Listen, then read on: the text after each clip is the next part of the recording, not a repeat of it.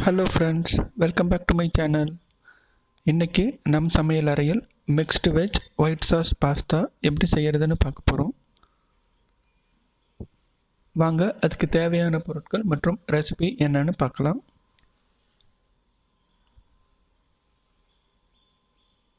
அதுக்கு முன்னாடி நம்ம சேனலை இது வரைக்கும் சப்ஸ்கிரைப் பண்ணாதவங்க கீழே உள்ள ரெட் கலர் சப்ஸ்கிரைப் பட்டனை ப்ரெஸ் பண்ணி சப்ஸ்கிரைப் பண்ணிக்கோங்க. கூடவே பக்கத்தில் ஒரு பெல் ஐக்கான் இருக்கும், அதையும் கிளிக் பண்ணிக்கிட்டிங்கன்னா நம்ம போடுற வீடியோ அப்டேட்ஸுக்கு ரெகுலர் நோட்டிஃபிகேஷன் வரும். நீங்களும் எல்லா வீடியோஸையும் மிஸ் பண்ணாமல் பார்க்க முடியும்.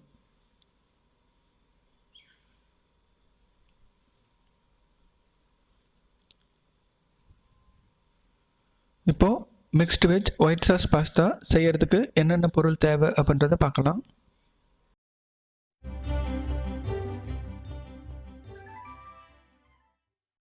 இந்த மிக்ஸ்டு வெஜ் பாஸ்தா செய்கிறதுக்கு நான் ஒரு கேரட் நீல வாக்கில் ஸ்ட்ரைப்ஸாக சின்ன சின்ன பீஸாக கட் பண்ணி வச்சுருக்கேன். 5 பீன்ஸ் நீல வாக்கில் சின்ன சின்ன ஸ்ட்ரைப்ஸாக கட் பண்ணி வச்சுருக்கேன். ஒரு பெரிய வெங்காயம் ஸ்லைசஸாக கட் பண்ணி உதிர்த்து வச்சுருக்கேன். ஒரு கேப்சிகம் லென்த்வைஸ் சின்ன சின்ன பீஸாக கட் பண்ணி வச்சுருக்கேன். அதே மாதிரி பச்சை பட்டாணி தோல் உரித்து ஊற வச்சு எடுத்து வச்சுருக்கேன். பூண்டு ஒரு 5 பல்லு பூண்டு சின்ன சின்ன பீஸாக லென்த்வைஸ் கட் பண்ணி வச்சுருக்கேன். ஃபஸ்ட்டு ஒரு பாத்திரத்தில் நம்ம தண்ணி சேர்த்துக்கலாம். இந்த தண்ணியில் நம்ம பாஸ்தாவை சேர்த்து நல்லா வேக வைக்கலாம். இன்றைக்கி நான் 300 கிராம் வீட் பாஸ்தா எடுத்திருக்கேன். இது ஃபெனி டைப் பாஸ்தா. இந்த பாஸ்தா வேக வைக்கும் போது நம்ம தேவைக்கேற்ப உப்பு அப்புறம் 2 டேபிள் ஸ்பூன் எண்ணெய் சேர்த்துக்கணும். இந்த மாதிரி எண்ணெய் சேர்த்து நம்ம வேக வைக்கும் போது பாஸ்தா ஒன்றோட ஒன்று ஒட்டாமல் நல்லா தனித்தனியாக பிரிஞ்சு வரும். பாஸ்தா குக் ஆகிறதுக்கு எப்படியும் ஒரு 8 to 10 மினிட்ஸ் ஆகும்.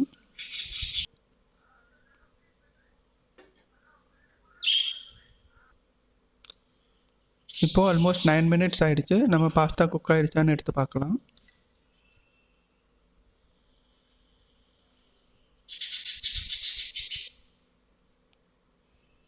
ஒரு ஸ்பூனில் 1 அல்லது 2 பாஸ்தா எடுத்து தனியாக வச்சு இந்த மாதிரி கட் பண்ணி பார்த்தா கட் ஆச்சுன்னா பாஸ்தா நல்லா வெந்துருச்சுன்னு அர்த்தம். ஆல்மோஸ்ட் நல்லா வெந்து குக் ஆகிடுச்சு. இதை நம்ம எடுத்து ஃபில்டர் பண்ணி தண்ணி வடிகட்டி எடுத்து வச்சுக்கலாம். இது நல்லா ஆறட்டும். இப்போது நம்ம கட் பண்ணி வச்சுருந்த வெஜிடபிள்ஸ் எல்லாம் சாத்தே பண்ணிக்கலாம். அதுக்கு ஒரு பேனில் நம்ம பட்டர் சேர்த்துக்க போகிறோம். பட்டர் நல்லா மெல்ட் ஆகி வந்ததும் ஒவ்வொரு வெஜிடபிள்ஸாக இதில் சேர்த்து ஆட் பண்ணி நம்ம சாத்தே பண்ணிகிட்டே இருக்க போகிறோம்.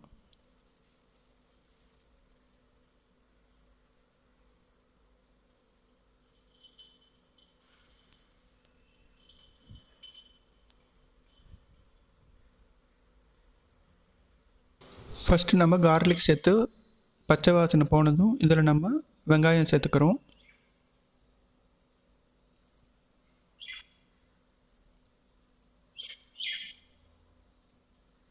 வெங்காயம் நல்லா கலர் மாதிரி வந்ததும் இதில் நம்ம கட் பண்ணி வச்சுருந்த பீன்ஸ் சேர்த்துக்கலாம்.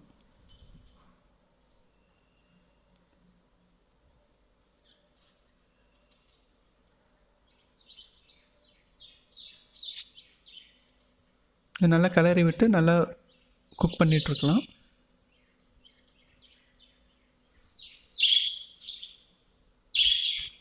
இது கூட நம்ம கட் பண்ணி வச்சுருந்த கேரட் சேர்த்துக்கலாம்.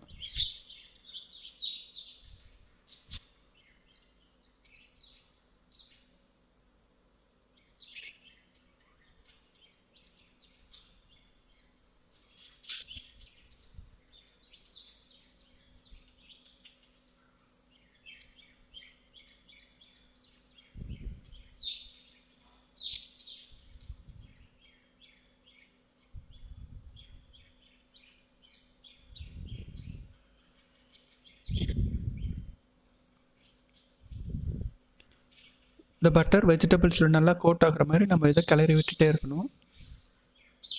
இது கூட நம்ம இப்போது கட் பண்ணி வச்சுருந்த கேப்சிகம் சேர்த்துக்கலாம்.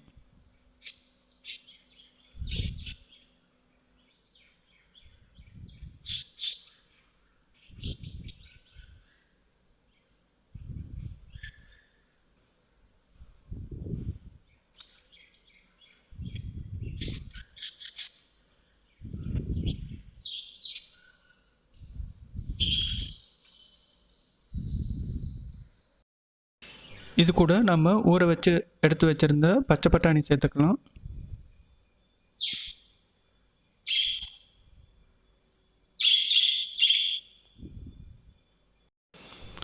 இந்த வெஜிடபிள்ஸ் இப்போது ஹாஃப் குக் ஆகிற வரைக்கும் இதை நம்ம கிளறி விட்டுட்டே இருக்கலாம்.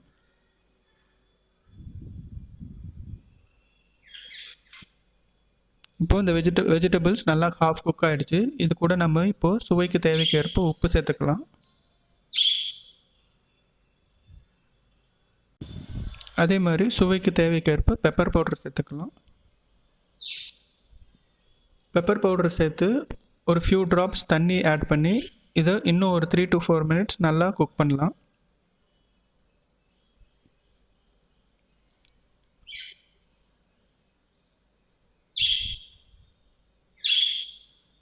வெஜிடபிள்ஸ் குக் ஆனதும் இதை நம்ம எடுத்து வச்சுக்கலாம். அடுத்து நம்ம பாஸ்தாக்கு ஒயிட் சாஸ் செய்ய போகிறோம். ஒயிட் சாஸ் செய்யறதுக்கு ஒரு அடிகனமான பாத்திரத்தில் நம்ம பட்டர் சேர்த்துக்க போகிறோம்.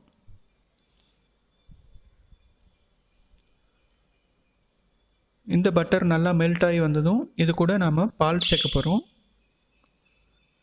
நான் 250 ml பால் எடுத்துக்க போகிறேன்.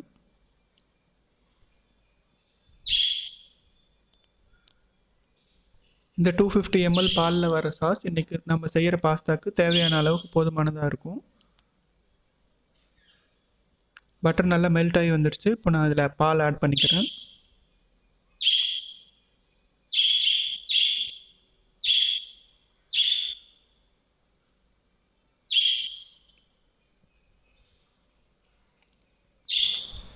பால் ஆட் பண்ணி ஒரு கொதி வர்ற வரைக்கும் இதை நம்ம குக் பண்ண போகிறோம்.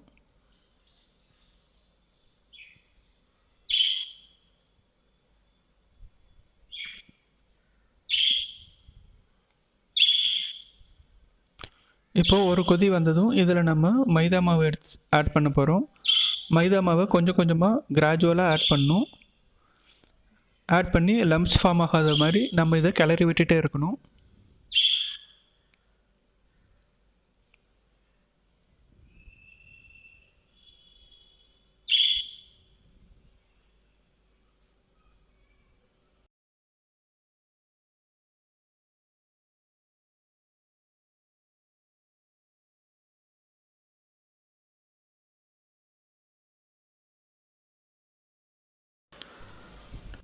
நமக்கு ஒயிட் சாஸ் நல்லா ரெடி ஆகிட்டு வந்துட்டுருக்கு.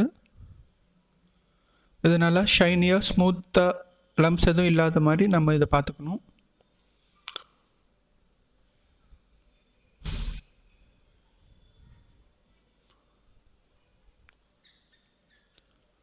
ஒயிட் சாஸ் திக்காக ஸ்மூத்தாக ஷைனிங்காக வரணும். அது நம்ம ஒரு கரண்டி எடுத்து இந்த மாதிரி நம்ம கிளறி விட்டோம்னா அதனோட பேக் சைடு கோட்டாச்சுன்னா நல்லா ரெடி ஆகிடுச்சுன்னு அர்த்தம். இப்போது நமக்கு ஒயிட் சாஸ் ரெடி ஆகிடுச்சு.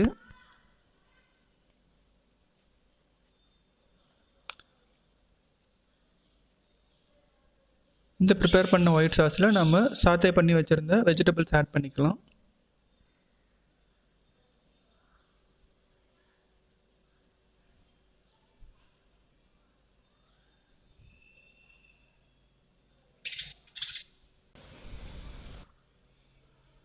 வெஜிடபிள்ஸ் நல்லா ஈவனாக ஸ்ப்ரெட் ஆகிற வரைக்கும் நம்ம இது கிளறி விட்டுக்கலாம்.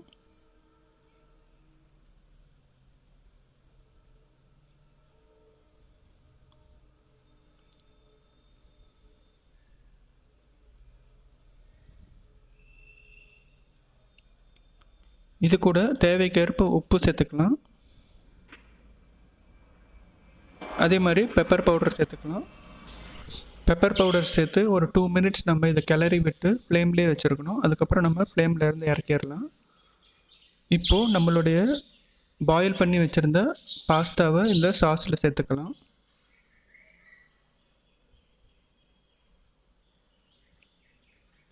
பாஸ்தாவை சாஸில் நல்லா ஈவனாக ஸ்ப்ரெட் ஆகிற வரைக்கும் நம்ம இதை கிளறி விடணும். நம்ம சேர்த்துட்ட பாஸ்தா உடஞ்சிடாமல் பார்த்து பக்குவமாக இதை நம்ம கிளறி விடணும்.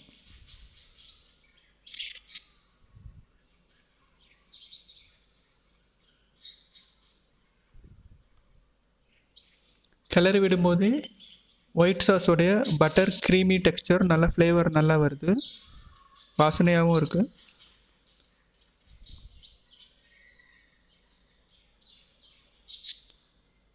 நம்மளுடைய mixed veg white sauce pasta சூப்பராக ரெடி ஆகிடுச்சு.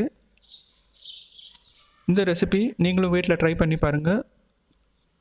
குழந்தைகள் முதல் பெரியவர்கள் வரை எல்லாத்துக்குமே ஒரு விருப்பமான ஒரு ரெசிபியாக இருக்கும். இந்த ரெசிபி உங்களுக்கு பிடிச்சிருந்தா லைக் பண்ணுங்கள், ஷேர் பண்ணுங்கள். சஜஷன்ஸ் எதுனா இருந்துச்சுன்னா கீழே கமெண்ட் பாக்ஸில் பதிவு பண்ணுங்கள். அதே மாதிரி மறக்காமல் நம் சமையல் அறையில் யூடியூப் சேனலை சப்ஸ்கிரைபும் பண்ணிக்கோங்க. மீண்டும் ஒரு ரெசிபியோடு சந்திக்கலாம். தேங்க்யூ ஃபார் வாட்சிங்.